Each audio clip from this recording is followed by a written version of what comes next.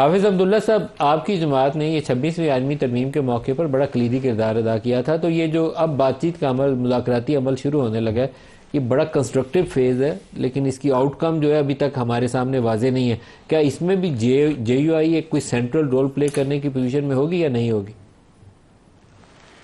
لیکن عظیم صاحب، بنیادی طور پر تو آپ کو خود اندازہ ہوگا، آپ نے ابھی کہا بھی کہ جمعیت علماء اسلام 26ویں آئینی ترمیم میں یہ جتنا بھی پروسیس ہوا، یہ گفت و شنید سے ہوا،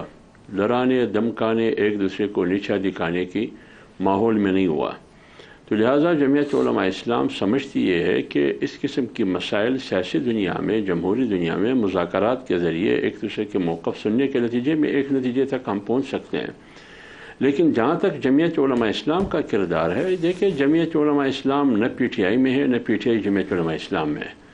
اور نہ جمعیت علماء اسلام حکومت کا حصہ ہے، نہ حکومت جمعیت علماء اسلام کو فالو کرتی ہے۔ لہٰذا اگر دونوں نے مولانا فضل الرحمان صاحب سے یا ایک فریق نے مولانا فضل الرحمان صاحب سے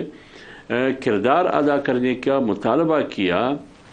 یا مولانا صاحب کے پاس آئے کہ آپ کوئی کردار ادا کرے، تو پھر اس پر مثبت انداز میں پھر مولانا صاحب کیوں نہیں سوچتے ہیں؟ مولانا صاحب نے پہلے بھی کہا کہ اگر ہم سے مدد لینا چاہتے ہیں، ہم سے اس معاملے میں کردار ادا کرنے کی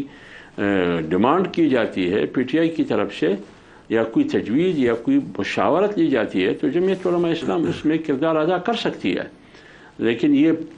بعد جو مذاکرات شروع ہوگی کل 3:30 بجے کے بعد، یہ اس پر انحصار ہے کہ مذاکرات کہاں تک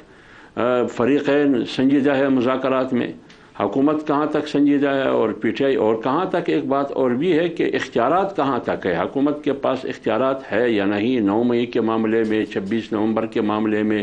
قیدیوں کی رہائی میں، یہ حکومت کے پاس اختیار ہے یا نہیں ہے۔ اسی طرح پی ٹی آئی کی طرف سے جو کمیٹی بیٹھتی ہے، اس کے پاس کہاں تک اختیار ہے۔